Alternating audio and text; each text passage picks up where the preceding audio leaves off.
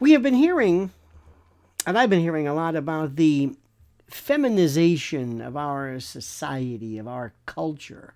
And it's a fascinating subject. And I would like to, excuse me, present what I think, I guess you could call it a sociological argument, maybe perhaps, or a position that is often observed but rarely confronted with any serious scholarly rigor or vigor for that matter. And it concerns a concept that many people have considered one of the major revolutions of our era. And as others have suggested, if you look at the various revolutions that have occurred involving things of science and moon landings and social media explosions and the collapse, if you will, of the Soviet Union, AI, you name it. You just go through because every single day there's another form of cataclysmic changes. But there stands a kind of maybe a tad quieter, but equally, if not more, consequential, a transformation, a transmogrification that many people consider to be this wave of feminization, this movement, this revolution. And unlike political revolutions, this one arrived kind of interestingly, without banners and slogans, and it emerged in a way that one could say is demographically.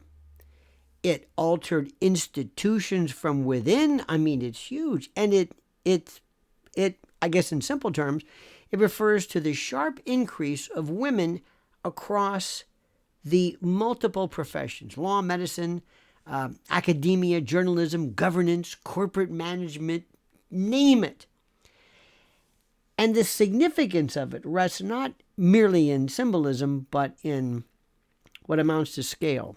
Now, historically, it seems that there were always the occasional, if not the rare, women of influence. There were queens and ruled, and merchants thrived, and a few scholars, gained prominence. But never until now have women held a sustained institutional power across most elite domains simultaneously. And today, legislatures around the world are 1/3 female. In America's largest city, the police commissioner is a woman. Good, right? Law schools are majority female. Medical schools are majority female. Women earn most bachelor degrees and most doctorates. They constitute 40, 46, almost 50% of managers nationwide. And they form the majority of the white-collar workforce. This didn't conclude in the 1970s. It accelerated in the last decade. Why? Interesting. Professions share a consistent pattern. A lone pioneering cohort emerged during the 1970s. A gradual rise followed through the 80s, and then a notable presence formed through the 90s, reaching the 20 to 30% level, maybe they report or read, by 2000. And then from roughly the early 2000s, 2010, whatever, to the present, the line steepened and near parity was achieved. Psychology is one of those most striking examples. 25 years ago, it is reported that psychology was 70% male. Today, the incoming generation of psychologists is only about 20% male. Why? Look at publishing. Publishing is now close to 80% female. Male readership of literary fiction has declined markedly, though the instincts of the publishing industry have not. That one could argue in clinical terms, my friend, is not some form of cultural decay. It's a demographic response. Industries produce what their dominant demographic prefers. So certain fields and certain areas and certain groups resist feminization. Math, for example, and engineering retain what is called a male predominance. Yet, across the institutional spectrum and spectra, the pattern still remains. Any field of endeavor or an academe that can be feminized typically will be. The midpoint of gender parity may not be equilibrium, but some form of transition. That observation leads to a more delicate question. Does demographic feminization become substantive feminization? Meaning this: when institutions become majority female, do they begin to operate according to characteristically feminine cognitive and moral frameworks? Think about that. And this question brings, of course, us to the issue of psychology. A long-standing distinction in moral reasoning classifies two primary approaches: ethics of justice, ethics of caring. The male orientation, we're told, tends to evaluate facts and rules and outcomes and consistency. And the female orientation tends to weigh relationships and context and feelings and cohesion, right? One is not superior to the other. They're different, but they are not identical. Survey after survey, test after test reveal a clear pattern. When presented with the choice between protecting free speech or preserving an inclusive environment, 2/3 of men choose free speech, while 2/3 of women choose inclusivity. This is not ideological preference, but predictable response distribution. And when demographic patterns cross a certain threshold, institutions begin to reflect these instincts. It goes like this. When this happens, a critical question has to be examined, has to be looked at, has to be reviewed with a calm and a kind of a clinical sobriety. Can a profession become majority female?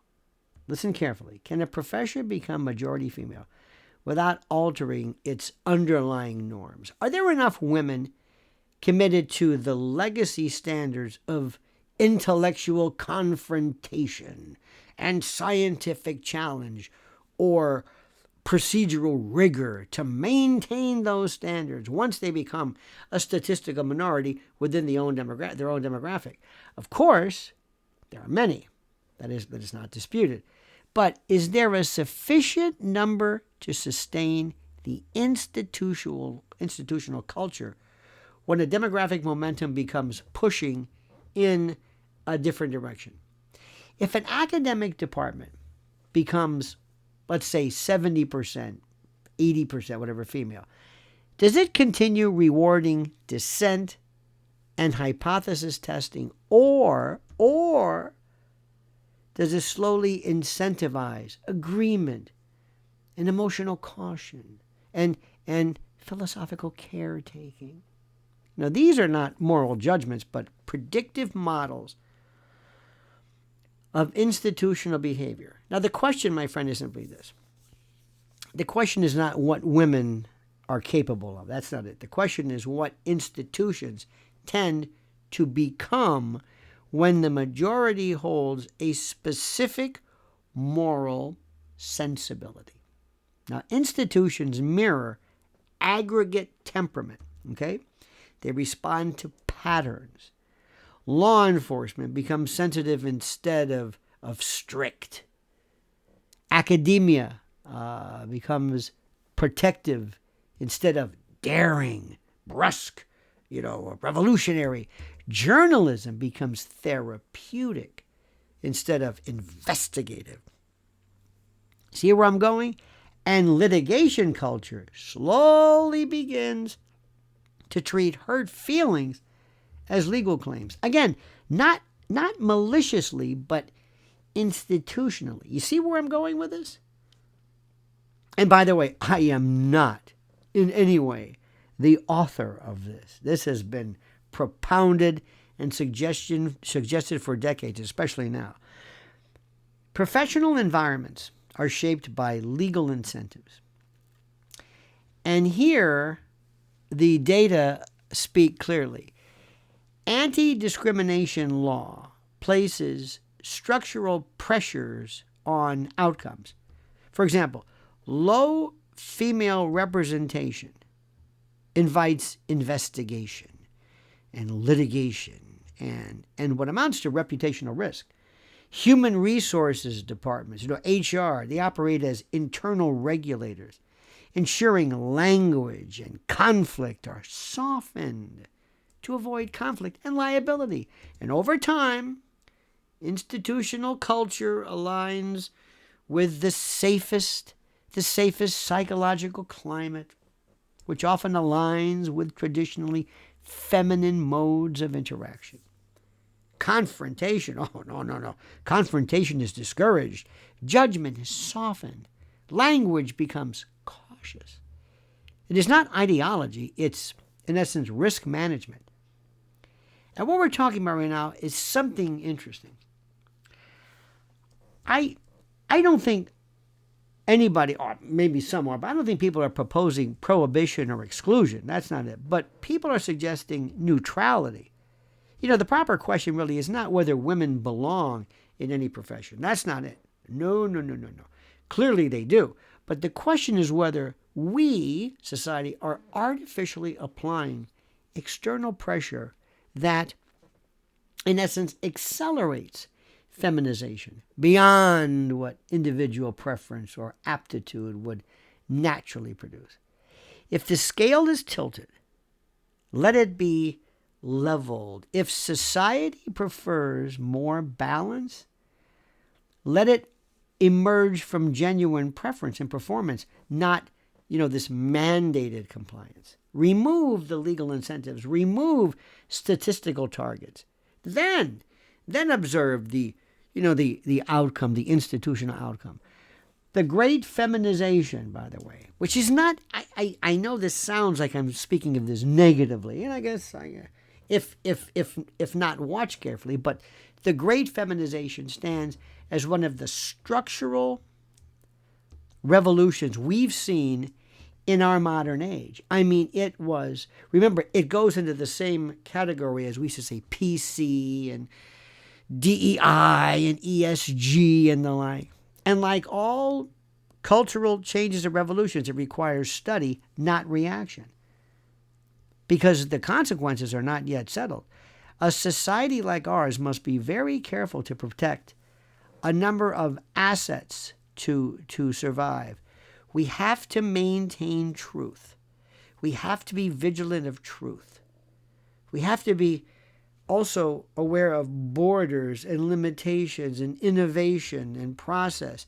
And we also have to always represent and appreciate intellectual independence. If institutions, no matter what it is, college, educational, media, whatever you want, if institutions drift away from these guideposts, these anchors, not abruptly, but gradually, they don't collapse at first. They soften and they become gentle in ways that make strength, in essence, inconvenient, and then unwelcome, and then obsolete. This is very interesting. Watch what's happening. This argument, by the way, isn't clinical. It's not condemning. And by the way, again, I'm not the author of this. This has been proposed on many levels by a variety of brave and bright individuals. But demographic trends must be really examined, clinically and dispassionately, because institutions do not merely reflect culture. They create it. They shape minds and they train instincts and they define, in essence, what a civilization considers virtuous. And the great feminization is not merely a shift in representation. It is a neurological phase. Think about this, in the evolution of the social organism. You know, we have to study it, not fear it. We have to examine it. Please don't glamorize it. And above all, we have to really understand it. And understand that power is never symbolic. Once acquired, once power is acquired, it guides the machine. So this is something which I want you to think about very, very carefully. It's a fascinating subject because we are seeing, and I heard this recently. A friend of mine who was in the world of comedy writing, he found that perhaps it might have been because of his own male perspective, but the world of comedy, its edginess, its anger, its bawdiness, its rather interestingly this artistic concupiscence, all of that changed as more and more women, the feminization of comedy, took this over. And all of a sudden, the sensibilities that were appreciated before were gone. Think about this very carefully. Please like this video. Think about what I'm saying. Subscribe to the channel. And also, I have some questions for you to answer, which I think are interesting, as you, of course, comment as you see fit.